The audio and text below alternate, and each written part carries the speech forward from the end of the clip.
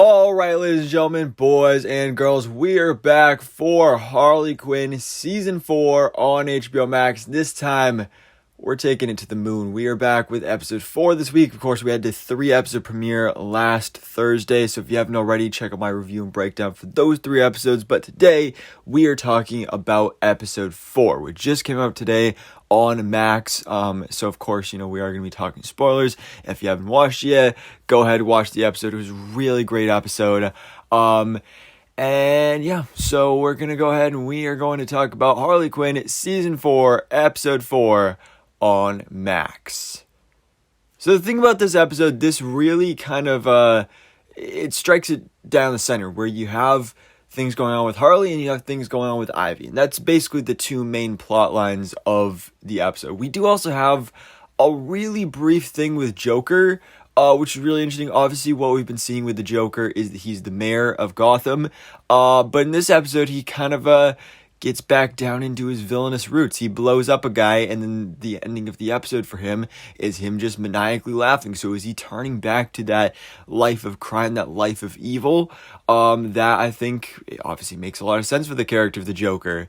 But we will see. How's his family gonna feel about that? His wife, little Benicio, we'll see. But again, that was just a really small thing in this episode that I'm assuming is, again, setting up for further stuff down the line in the season.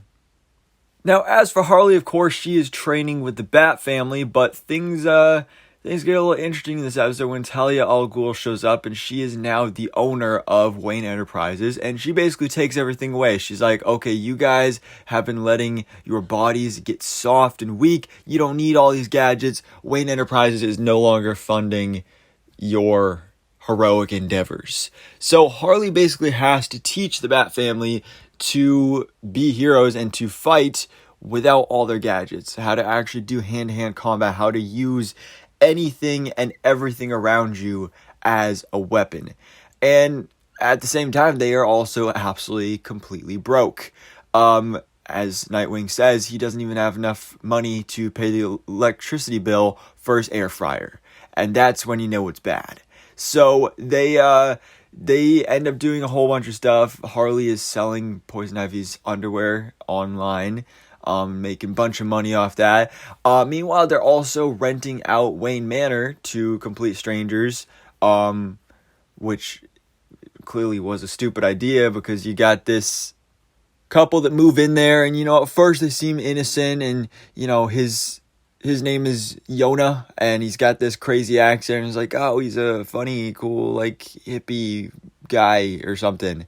But then, by the end of the episode, you find out they are trying to rob Wayne Manor, and I do think it was pretty funny, because at first when Harley was punching him and he wasn't feeling anything, he was, not fazed at all by the hits, I was like, okay, who is this? This has to be some sort of, DC Comics character. But no, turns out it is just some random made-up character for this episode named Yona. But the reason he's not reacting to the punches is because of the drugs. So his pain receptors are all numbed up, which, makes sense and was hilarious. So I absolutely loved that part of the episode. And we get some more jokes about Nightwing's butt and all that stuff. And overall, it was just a really fun little storyline for Harley and the Bat family and that whole thing that's going on there. We did have a little fight scene with Two-Face as well. But I like what they're doing so far. I'm actually really enjoying this dynamic of Harley with the Bat family. It's really interesting and really cool, and something I've never seen before with this character. So seeing this new take and this new perspective of Harley and her joining the Bat family is really, really cool. Now, on the other hand, we have Ivy, who, like I said, is going up into space with the very specifically shaped rocket ship.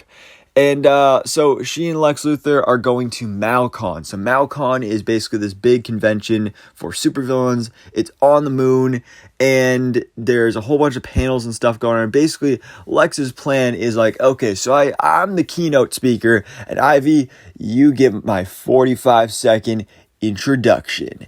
And, she's not too happy about that. So she starts talking to Talia al Ghul, who, of course, inevitably shows up there. And she's like, girl, you gotta, like, stand up for yourself. You gotta be a girl boss and all this stuff. So Ivy ends up going and talking on all these other panels and getting super famous and popular. And, like, all the villains, like, everybody falls in love with her. Even Steppenwolf, who shows up here, which is really cool to see Steppenwolf make an appearance and be so fierce and menacing and have a comics accurate design as well. I really enjoyed his presence, and also surprisingly the presence of Mark Zuckerberg and Elon Musk, which made total sense and was really funny. And yeah, so then basically at the end, when we get to Lex's big keynote speech, he's like, all right, no, Ivy, you're stealing all the attention from me, so I'm just going to skip the introduction. And then he goes to reveal this new laser thing that is the Earth Saver by Space Lex and all this stuff. And nobody's really a fan of it, so he gets really insecure and then starts pumping his calves again, which then causes them to explode.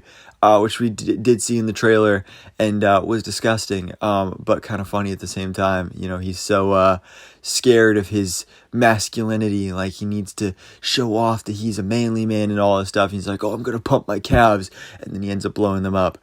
So Ivy, of course, ends up being the hero once again. Elon Musk is murdered.